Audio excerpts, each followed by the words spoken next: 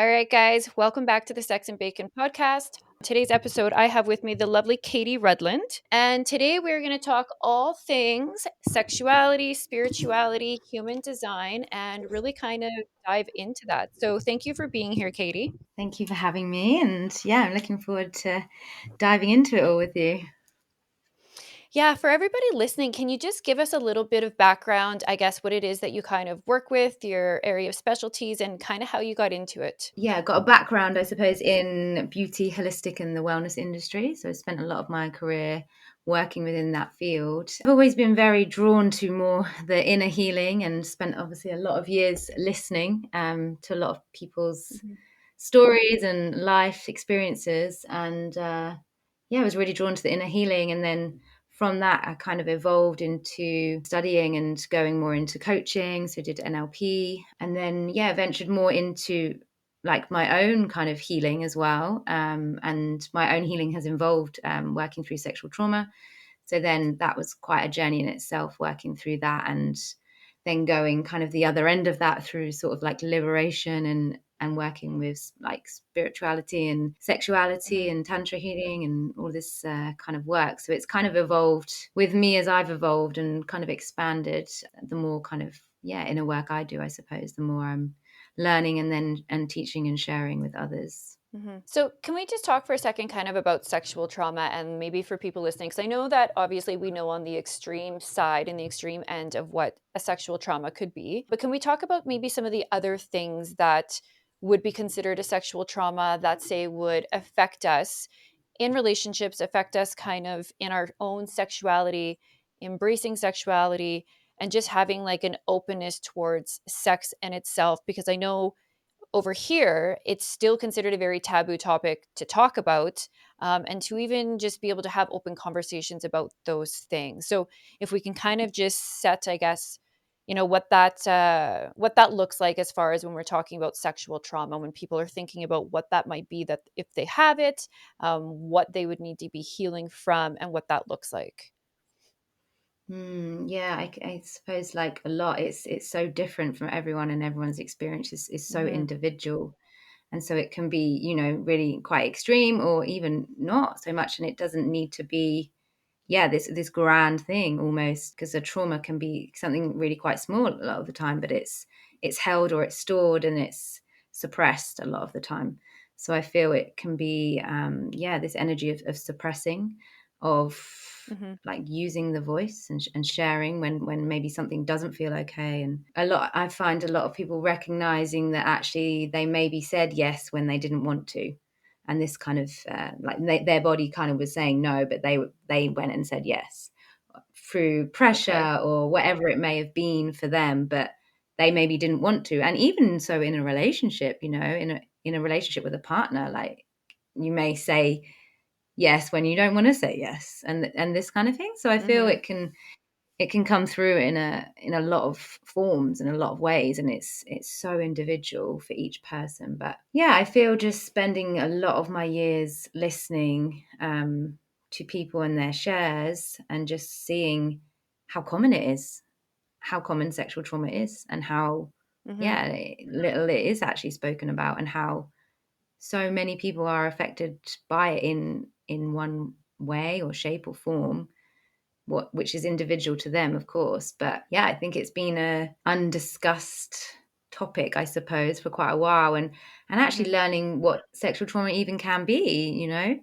Um, so yeah, and well, for me personally, it it kind of came through a lot more when I started doing more healing work, and then became Hmm. more aware and created more awareness around things. And then, yeah, something came to me that I'd kind of blocked, from when I was younger. And it was like, oh, wow, like I'd actually completely blocked this. When you sort of hear people that come out and say something when they're like in their 30s or 40s that happened when they were younger. And you're like, why did you not say anything? But yeah, it's because when you're younger, or you don't know all the time. So Hmm. I think it's, yeah, half the time it's probably the awareness, or again, you have a feeling, but you don't know what to do with that feeling. So instead, you just maybe ignore it, or, yeah, don't talk about it. Right. Yeah, like And I love how you said about the little things too, that even in a relationship, it's like when we say yes to something that maybe we really don't want to do. And I've talked about this before on some episodes about that. I think sometimes there's a little bit of that sexual obligation that sometimes people feel that they have when they're in a relationship, or if they're with a partner, and it's like, if you don't have that clear communication and that Mm, those open conversations about what it is you really are okay with and the things that you really aren't okay with, and you just kind of mm, go through with something to either get it over with or to do this duty that you think that you have, all those little things, you're right, I think can add up as to things inside of us that we store and we hold on to, of feeling resentful or feeling like we weren't seen and heard sexually, not just in the mhm, relationship, but then sexually as well. And then over time, that would add and that would build to the point where it's like, then you aren't even comfortable with your own sexuality because of all mm. these little things that you've said yes to. Mentally, you've been like, okay, let's just do it. But physically, your body wasn't really wanting to do it. So it held on to that. Yeah, and I don't know, I feel it's the education, like, I don't feel there's Hmm. enough education around it being like, for me, it's been a real exploration, and I feel a really healing journey and process, and really Hmm. beautiful and painful at times, but also really, really beautiful, and I feel the liberation that comes through healing is I said this on a podcast I've done recently, is like once you get through that healing, through the pain, through the grief, and then you're in that kind of liberation, that freeing feeling, it's like, wow, this is amazing. Like others deserve to feel this. Others deserve to feel Hmm. this way, not to be held in that grief or that pain or that whatever that feeling may be, but actually to create that kind of emotional freedom within the body to be able to enjoy, and enjoy Hmm. yourself, like be intimate with yourself. I think that's a really strong key. I think the communication that you have with yourself, with your body, how you talk to yourself, all of this sort of stuff. I think that's has a really big impact.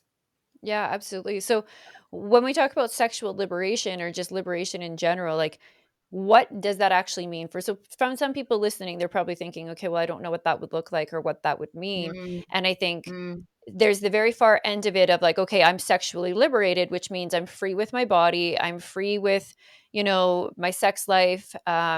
Maybe for some people that means that they engage in the casual sexual relationships without the judgment and things, which I also do think is a beautiful thing and a beautiful place to kind of be, to be able to not have that attachment to every sexual experience. But on mhm. more of a transformational level, on more of a healing aspect of it, what does that sexual liberation or that liberation really look like, or the difference between them? Mm.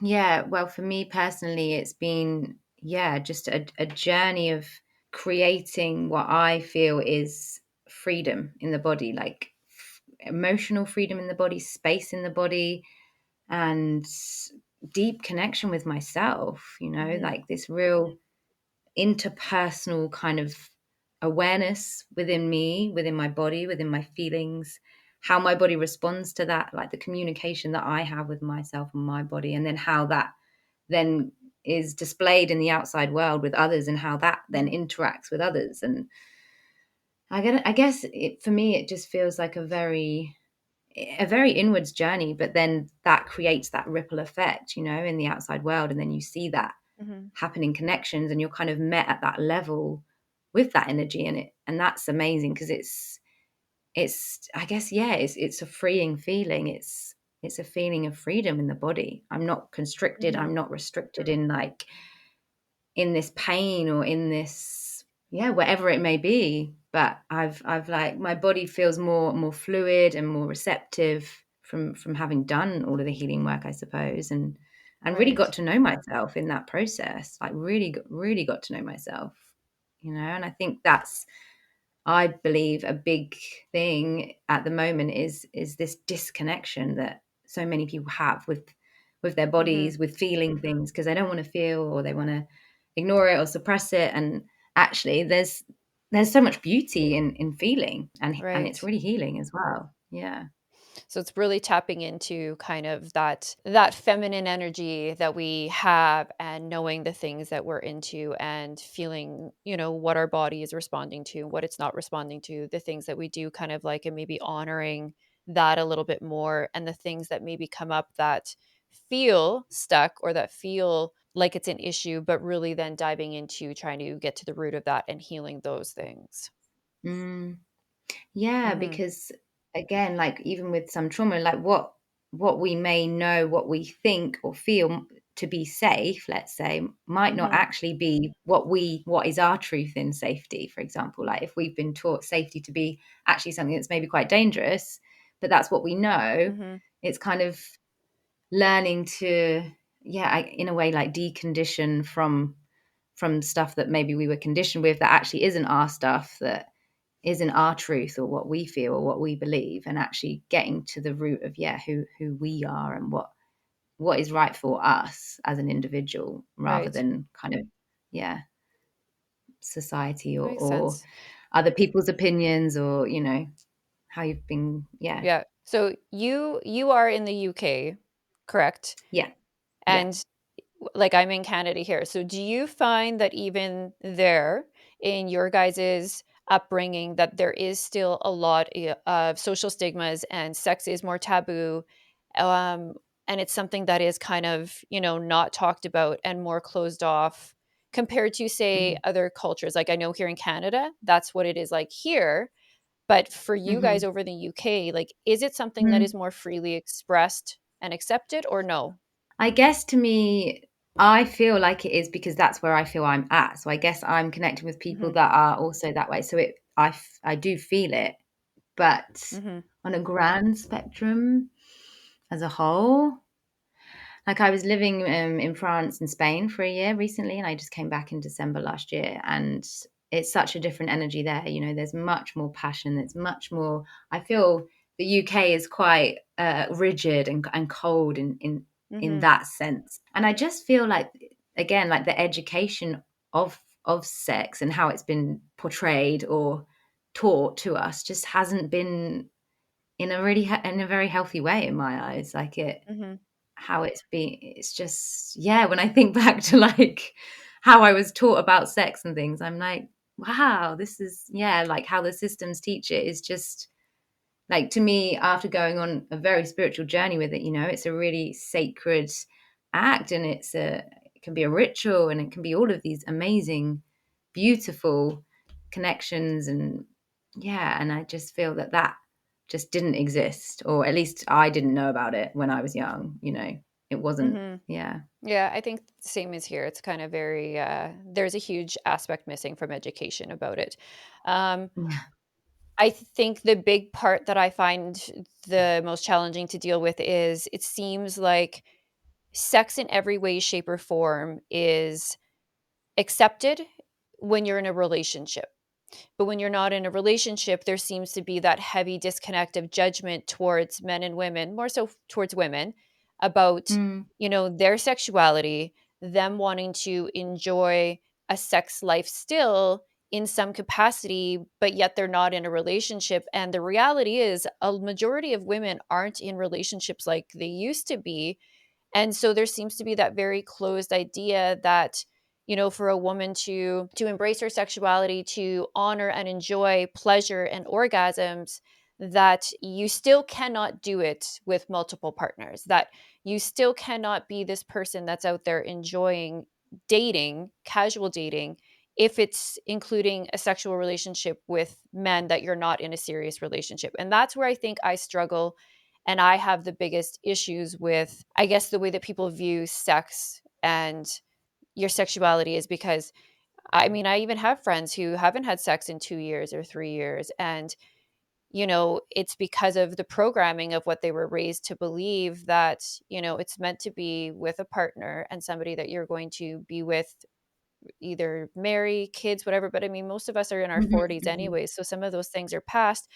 But I feel like we're still missing out on a huge part of embracing who we are, if we have that programming to view sex that it can only be shared with one partner and a permanent long-term partner, when that's not the majority of women's reality. So what do mm. you I guess in your teachings, when you talk about sexual trauma, the liberation, what are your views on that? I guess, yeah. So I would say, well, first of all, like working through the trauma, I say you really have to connect with yourself, like really get to Mhm. know yourself in that space, like that intimacy with yourself and really have that relationship with you. Because I think, well, I feel that bigger theme is the disconnection that so many people have. So actually, they don't really know what they maybe want or feel. So that, and Mhm. we can look very much outside of ourselves for it. But actually, when you go into like that self discovery and that self exploration, that brings up so much about yourself that you didn't know, and you explore yourself. And then I feel with another, it can be a dance, it's like an exploration. You're like discovering each other. And I feel so much has changed in terms of the world and how, Mhm. like, yeah, we perceive it, and we all obviously see it from our own lens. But it's, a lot is changing in terms of relationships, and how they are now, and how the traditions are kind of going a different direction, I suppose. Mhm. So yeah, I think there's a lot to talk on about it, because I think it's a really, really big subject, and I think it's only going to get bigger and explored more and more, Mhm. especially with, yeah, how people are exploring it, exploring themselves more. I think the more people explore themselves, the more, they're going to want to explore. Whereas before, it was kind of, we were in this kind of one path line. It's like, this is the Mhm. direction everyone goes in. Da, da, da, da, da. And it's like it's already like planned out for you. Whereas I feel now people are like, well, I want to go over here, and I'm going to go that way. And people are finding their own paths and their own directions. And with that, I feel that that is part of, yeah, your own life experience, and your own, in your own way, whatever that may be. Mhm. So I feel a lot is changing, and will continue to change quite a lot, especially with sexuality and how that's taught and explored, and because it can be done in such a healthy, healing way. And I think that's beautiful. And if people can, men, women can go and have healing work done that helps with that, then I think that's going to be that intimate connection anyway. That's pretty intimate. Right. So I just feel it comes down to like perspectives, really, doesn't it? And how people Okay. choose to look at things or view things, really. Right. Yeah, um, that's fair. mm, Okay. Okay, let's get into the human design aspect of all of this with sexuality, because I do follow my human design. I've read the book, I've done some of the stuff, and I love it. And so I know okay. for myself, I'm a manifesting generator. Um, Hmm. so how does human design play into sexuality? Yeah. Okay. So, do you know what number you are in your human design? I'm curious now. Do you know what Oh, your I'd have profile to number pull it is? up. It's probably stored on my phone. I'm a manifesting Uh, generator too. Um, okay.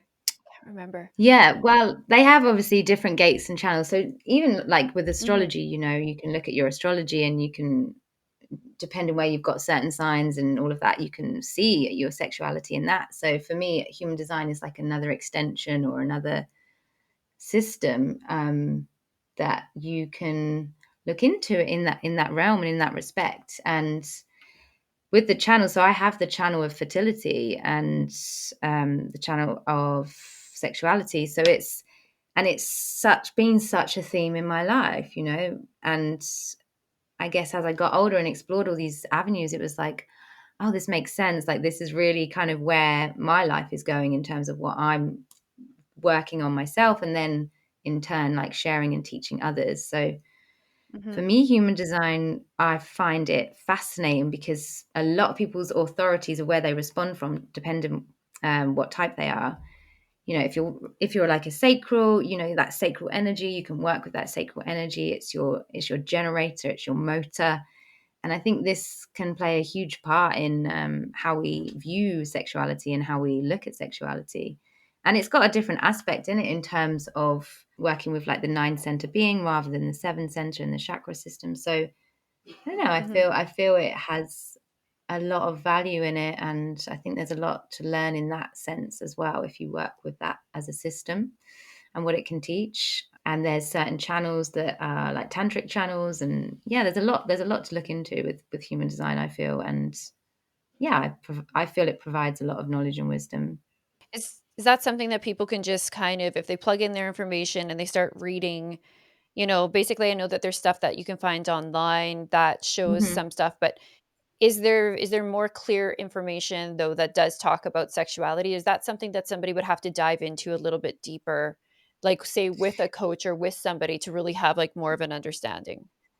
Yeah, I would say so. Like it depends on the person, but yeah, there's quite a lot of information out there that you can read. But I think nothing beats working like one on one with a coach and Mhm. really deep diving into that sort of stuff. So yeah, I would always say like I do more like master the basics of human design, but I also work with others who have been in it for. I've only been in design for like 3.5 years, and in my Uh-huh. experiment, let's say, yeah, I like my whole life has changed since I started working with human design. But I've got like my teacher that I studied with and some other people that I've studied with that have been in it for like 20 years, and projectors. And yeah, so I kind of work with it. And then if they want to deep dive into that, I'd kind of guide them over to those for that. Yeah, because I Right. find it amazing. So is there a lot of healing that people can do through learning more about their human design, or is that kind of more of just like having like the understanding of say how you respond to things, but then there's still a different aspect of healing and work that has to be done? Because I know you brought up like tantric stuff as well. So is it kind of like everything kind of works together, or you really can pick and choose kind of which avenue you want to use for, say, your sexual trauma healing or your transformation? Mm, yeah. So for example, like the sessions that I hold is like if it's an in-person session, I call it a transformational healing experience. And within that Hmm. session, it's an hour and a half to 2 hours. And it's really intuitive. So I'm really tuning in and very much as a channel in that space. But what I do is a very in-person massage, so like physical, it's kind of on all levels, so mental, emotional, spiritual, Hmm. and physical. And I'm working with manipulating the body, but also using the breath, like opening up space in the body to get to those areas where there may be trapped emotion, fears, and opening those spaces up through the breath, through the movement, through the body, and then like creating that like kind of release and that freedom within the body. And I find it really helps being able to look at people's charts and see, because in astrology and human design, like for example chiron in astrology is like the wounded healer. So you can see like where your wounds are going to be, and you can look at Okay. in human design, for example, your open or defined centers, and you can look at the channels that you have. Or so like everything, it has like the duality, the yin, the yang. So in human design Hmm. you have what's like the self or the not self. So you could call it like being in your center or being out of your center, like in alignment. That they're all this similar in the same way but different. Hmm. So I tend to, yeah, kind of pull from all of these because I find there's amazing opportunity in all of it. And being a manifesting generator, you tend to have like a bit of a multi toolbox going on, and it's able to then pull and just, yeah. So it's like I have my toolbox, and then in that session, it's like, right, okay, I'm going to go with this because this is what feels right for you right now. And Yeah. the same with my coaching as well. Like when I'm doing it, I love to have their charts because I incorporate that in when I'm coaching, because then I know how to work with that client, as an individual. I understand their kind of mechanics in a way, because that's human design is a mechanics, it's understanding the mechanics of their system or their unique blueprint, for example. So Right. yeah, I feel it provides a great tool. Yeah, absolutely. Like they say So with do you human think some design, of those it's things are hardwired? Sorry, do you think that some of those things are hardwired then, if like if you look at a person's human design and these things actually come from say your birth chart and things, is there some of this programming around say our sexuality or a sex drive that's just it's genetically in there, and there's not necessarily a way to change some of those things, but maybe more the aspect is to try to understand yourself when it comes to sex and your sexuality and work mm, within that, or is it things that can be changed? I feel a bit of both, because I feel like we can even have genetics, and we can work with that and change that. When you look at is Mhm. it Bruce Lipton, who's the wisdom of the cells, and when I was doing my NLP training, it's amazing what you can do, really. And Mhm. I feel, yes, some of it can come from looking at our astrology, but also, yeah, personal life experiences, conditioning, ancestral. It's not even ours that we're carrying, it's maybe our grandmothers, or who knows how far back it goes, into Mhm. past life and everything. So I feel they're all tools and systems that can be used to go inwards and connect more with self, really, and discover, to be able to discover who you are, who is that in there, Mhm. rather than from Right. all these layers of conditioning and everything else, and get to know yourself, really, really get to know yourself at a deep, deep level, like emotionally, mentally, physically, spiritually, and just, yeah, really connect inwards. So do you find that sexual transformation or sexual liberation is an ongoing kind of lifelong process, or is it really something that somebody can be like, okay, like I recognize that there's these issues. I recognize that maybe I have these limitations or these traumas that keep coming up, these, systems that keep playing over and over. So I'm going to do this Mhm, work. And do you really mhm. actually then get to a point of fully healing and being detached and move past those things, or is it something that people really do have to like lifelong do the work, be on the journey to maintain that? Good question. I guess it's really individual, and it is looking at, yeah, someone so individually in that aspect. And for some, some might have one session, and it's like something happened in that session, and boom, like it's just like a Mhm. switch. Others, it might take 6 months, a year, 2 years. Like it depends. It's so different for everyone. And I think, like anything, it's kind of like mastering yourself and mastering the basics of it, Mhm. and practicing, and like a ritual. It's like anything. If you're wanting to, like, yeah, work out and change your body shape, it's a commitment, and I think, Mhm. like a lot of things, I think that's what comes to it. It's a commitment, and it's having the awareness, first of all. So, like, even like a thought pattern that you might have that's still just running around playing the same record, like, Right. well, I feel uncomfortable, like with the lights on or something, and it's like, okay, well, that's my thing. How am I going to take responsibility and do something about that? And it's getting to all of these parts, really, within us that are limiting us or creating restriction or conflict, and working with them rather than against them or ignoring them. So I Mhm. feel I feel yeah, it can be so individual, but I Right. believe in some ways, like, something that maybe, yeah, at some point used to be really difficult. For example, you're aware that it was really challenging, and then one day all of a sudden you're like, oh, hang on, like that doesn't hurt anymore. That I've forgotten that was even a thing now. Mhm. So, yeah, I think it's so different for everyone. But then also, just with life, it's like, yeah, we might release, old ways and old conditioning and all that, but then Mhm. we learn new ways. But then some of those, we might want to then kind of decondition from them, because it's like, oh, Right. actually, that was me like a year ago, and actually where I'm at now, like, I'm not there anymore.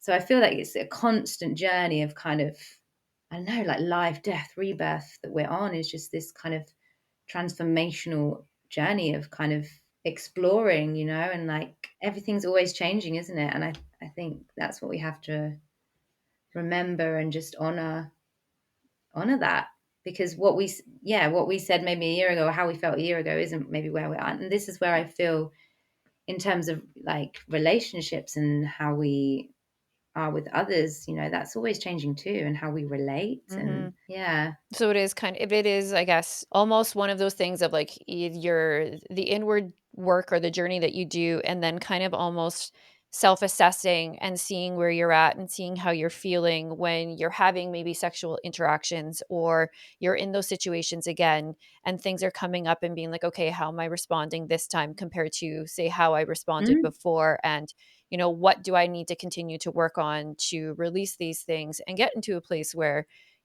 you're feeling your best sexual self and you're honoring your sexuality and the things that you Mhm. need in a sexual relationship or a relationship in general with somebody. Yeah, and I think that Yeah. a lot comes down to communication, Mhm. and I think that's what I'm really noticing is how maybe that hasn't been taught that much, how to communicate how we feel or our needs, Right. or even knowing what our needs are to be able to communicate them to begin with, and Yeah. or speaking out when we don't feel comfortable, and that being okay, and just saying, actually, I don't feel Yeah. comfortable with this today, or I don't, and that's okay. But I think there's been this big, yeah, kind of, what word would I say? Just you feel like you have to, or you feel, Yeah. yeah, and I just think, no, like, listen. But then if we haven't been taught how to listen to ourselves, how do we really know? And then it kind of does that whole Mhm. circle of like, okay, well, this is the education, like getting to know yourself so that you know your responses and you know what's actually you, not your conditioning Right. or not your trauma. And yeah, kind of living from the wisdom rather than the wounds eventually, and that space and coming from that space, I Yeah. suppose. Mm. Yeah, absolutely.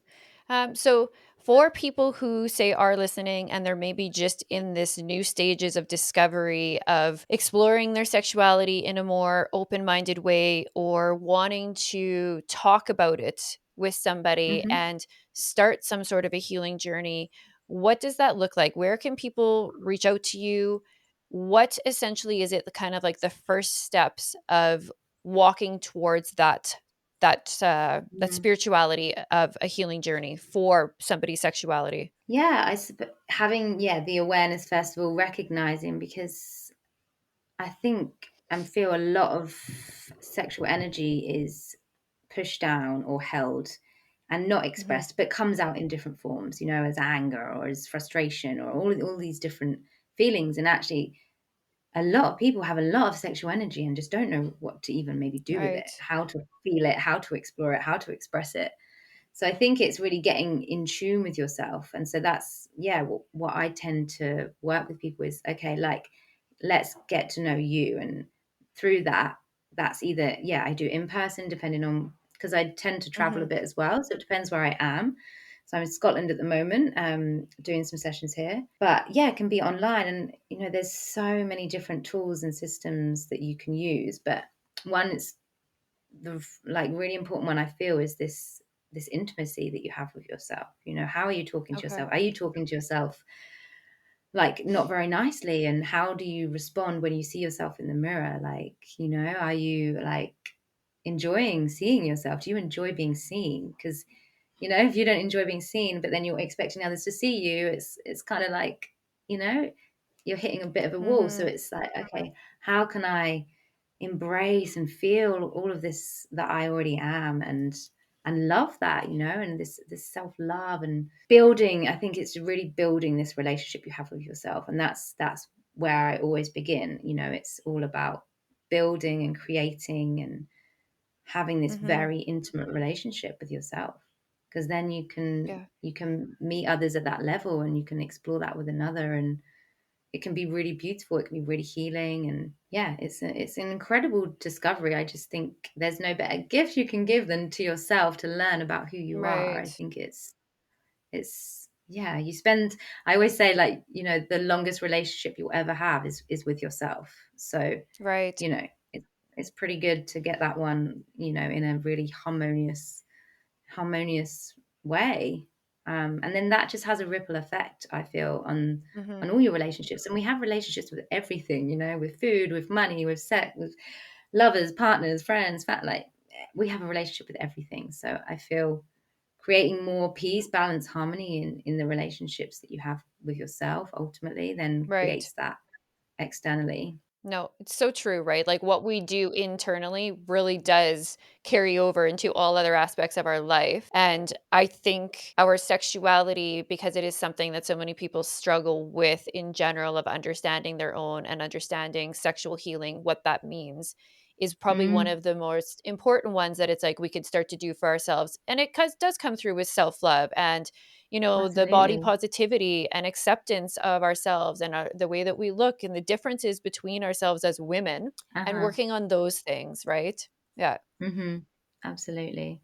Yeah. Yeah. And it's, yeah, it's such a special relationship you can have with yourself. You can have so much fun with Mhm. yourself, you know? It's like so Totally. yeah, I just really encourage that. I really, really encourage that. So it's a very deeply inwards journey of self-exploration, self-discovery, self-love, self-compassion, just Mhm. yeah, creating kind of emotional awareness and intimacy with yourself. And that can be through journaling, through mirror work, you know, working in the mirror. Like I think mirror work's amazing, and communication and all these different aspects, and they all play into it ultimately. So Mhm. yeah, it's creating this really intimate relationship with yourself.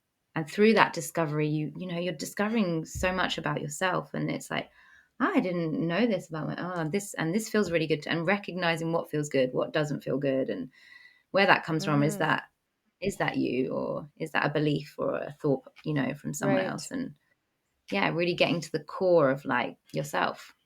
And then yeah, Absolutely. it's a beautiful discovery, I say. That's amazing. It sounds beautiful, and I mean, I do think that people really do need to, like, do that inner work, especially women, right? I do think we store so much generational stuff and society things Mm. and pressures when it comes to ourselves and stuff. So, for people listening and they wanna reach out to you, where can they find you? What's your social medias? What's the best way to get in touch with you? Yeah, so my Instagram is bespoke underscore journey, all small letters. My website is www.bespokejourney.co.uk. Yeah, they're the best two ways. My email is katie@bespokejourney.co.uk. And yeah, they're kind of the main ones, I suppose. I'm on LinkedIn and Facebook as well, so you can always Mhm. search that too. But yeah, that's kind of Awesome. where I'm at. Okay, well, all of that will be in the show notes for everybody as well. But just for everybody, if I highly recommend to a lot of the women out there who are listening to take this opportunity to actually, speak with like other women who've done the work, who are in these spaces of spirituality and healing, and have a conversation and see what you can kind of do for yourself. Because it is something that's really hard to, I think, do on our own. And I do really think that there's a lot of empowerment in having women support each other and having people you can Absolutely. have these open conversations with about sexual traumas, your sexuality, understanding yourself, and getting some tools and having somebody help walk you through, the Mm. journey of healing those things. So, highly recommend to reach out to Katie and, start at least the conversation and start getting information on what that looks like and what you could do for yourself. So, yeah, thank you, Katie, for Yeah. being here and sharing with everybody. Yeah, thank you so much. And yeah, just so everyone knows, like I do a connection call to begin with that is Okay. free. So it's just a chance to kind of connect and see where they're at and what's going on before moving anywhere anyway. So yeah, that's available. So yeah. Oh, that's amazing, and Thank that's you so that's much. very helpful because I know sometimes people are, they're reluctant to sometimes start the conversation because they don't know what it'll look like, but that's Yeah. amazing to have that consultation to offer to people, so there is no pressure, it's just, like, have the conversation, see, what you guys could do together, and then go from there, Mm. so that's amazing, so thank you. Yeah, thank you very much. Yeah, thank you. Yeah, no, and I think, you know, it's really important to create like a safe space for that, you know, and because Mhm. it is vulnerable. It's a very vulnerable space for a lot of people to be in, and Totally. to feel held and received and safe enough to kind of drop into all of that as well and share that. So yeah, Absolutely. I believe I yeah provide a really sort of safe, trusting space for that as well. So Mhm. No, yeah. absolutely. Awesome. All right. Well, thank you guys and stay tuned. We Thank will talk to you you. guys next week.